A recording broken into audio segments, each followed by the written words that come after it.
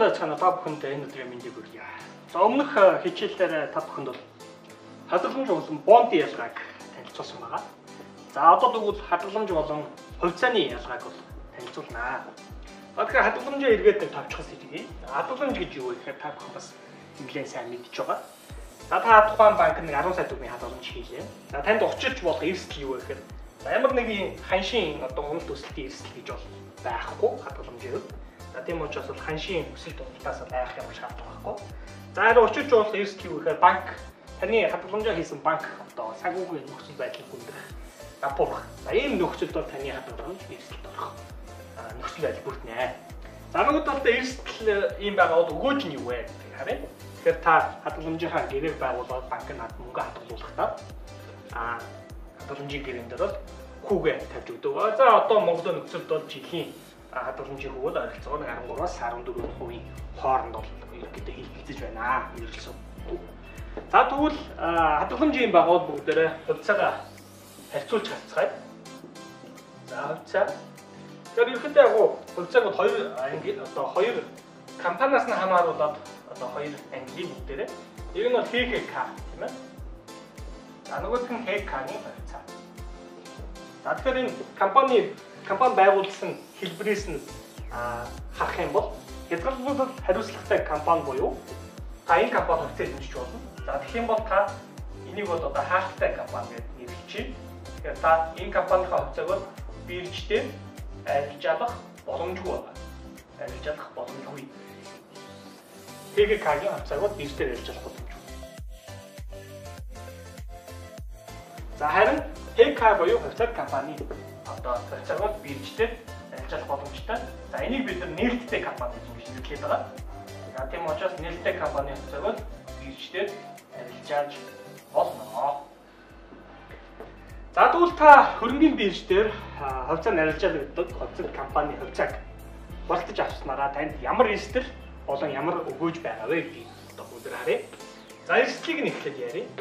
За эрсдэл нь бол мэдээж хэрэг ханшийн эрсдэл орж ирнэ. Ханшийн эрсдэл. За юу вэ гэхээр нөгөө 10 сая төгрөгийн хадгаламжинд хийх гэж хагаад та нөгөө 10 сая төгрөгөөр хувьцаа авчлаа. 10 сая төгрөгийн хувьцаа. За энэ хувьцааг авахдаа та яасан бэ гэхээр 1000 одоо төгрөгийн үнэтэй хувьцааг анх авсан.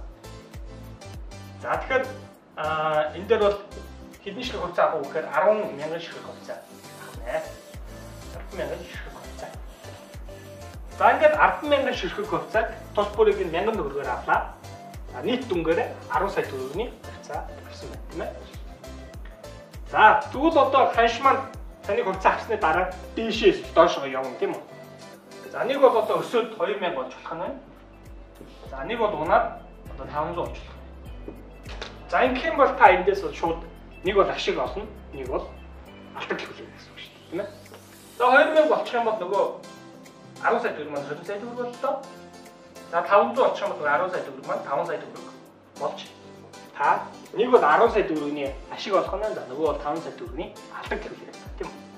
Тэгэхээр ханшийн эрсдэл бол хувьцааны хамгийн чухал эрсдэл юм аа. Энийг та байнга харж авах хэрэгтэй.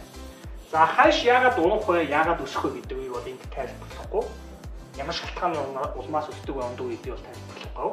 За дараагийн хичээлүүдээр илүү детальны ярих болно. За нөгөө нэг эрсдэл нь бол юу вэ гэхээр тухайн компани тийм үү? Та нэг компани хувьцаа авсан байна. Тэгэхээр тэр компани дампуурах гэж байна, тийм ээ?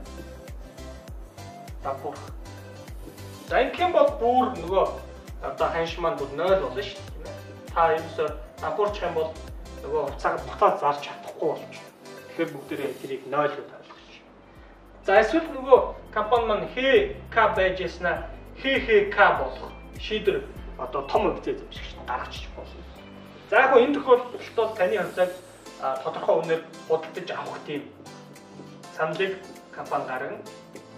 За тэгээд та тэр үнээр нь тухайн компанид бий зарахгүй гэх юм бол та энэ компанийхаа ХХК болсныхын дараа өөрийнхөө эзэмшиж байгаа хувьцааныхаа тоогоороо ХХК компани хязгаарлалт хариуцлага компани хувьцаа эзэмших болоод үлдэж болно. Эсвэл та за үн ханшин тохирж байна би таныг зарчаа гэх юм бол цагаа зараад гарч болно. За ийм болсон нэг эрсдлүүд байх нь. За өгөөжийн хувьд бол юу вэ? Өгөөжийн хувьд дээр за бидний түрүү ярьсан тийм ээ. 1000 төгрөг байж байгаа 2000 төгрөг болоод өсчих юм бол 100% ханш өслөө. За ингээд таны хөрөнгө оруулалт маш амжилттай гар дуусчих. За тэгэхээр ханшийн өсөлтөөс өгөөж олно гэсэн үг. Ханшийн өсөлт. За нөгөө нэг юм нь болохоор ногдол ашиг байгаа. За манайхан энийг маш их асуудаг. Ногдол ашиг. За ерөнхийдөө бол ногдол ашиг жилд нэг удаа компани өнгөрсөн жилийнхаа ашигаасаа дараа жилдээ болгодог. Төлөөлөл өдөртөх зүйл нь хэдэн төгрөгийн ногдол ашиг тараах бай гэдгийг бат одоо шийддэг. Тэр шийдвэрийг хөвцөө эзэмшигчдийн хурлаар баталдаг гэж байна. За тэгвэл магадгүй энэ компани маань нэг хувьцаанд одоо энэ жил тийм ээ нэг хувьцаа болгондоо 100 төгрөгийн ногдол ашиг тараалаа гэж бодъё. За тэгэх юм бол таны нийт хүртэх ногдол ашиг бол нэг хувьцаанд 100 төгрөг 100000 ширхэг хувьцаатай байгаа. Ингээд 100000-аараа ширхгээр үржүүлнэ тийм ээ. За ингээд одоо хэд гарч байна? 1 2 3 4 5 1 сая төгрөгийн одоо ногдол ашигыг та жилдээ нэг удаа авч байна гэсэн үг тийм. За ийм хоёр одоо сувга. Нэг нь бол ханшийн өсөлтөө. За нөгөөх нь бол ногдол ашигаар та өөрийнхөө хувьцаа авснараа та ийм хоёр хэлбэрээр ашиг хүртэх боломжтой гэсэн. Гэхдээ энд нэг зүйлийг онцлж хэлье. Ногдол ашиг бол жил болгоно тараагаад байдаггүй. Заавал тараах албагүй. Харин тухайн компани ногдол ашиг тараагаагүй бол бид нар яагаад тараагаагүй вэ гэдгээ бол тань тарина. Заавал үндэслэлээ тайлбарлаж хэлэх хэрэгтэй байдаг. Энэ бол хуулийн компани тухай хууль дээр байдаг. Хуулийн заалт юм байна. Тэгэхээр ногдол ашиг тараагаагүй бол та компаниас асуух бүрэн хэрэгтэй гэсэн үг. Тэд бол хариулах бүрэн одоо үүрэгтэй гэсэн үг.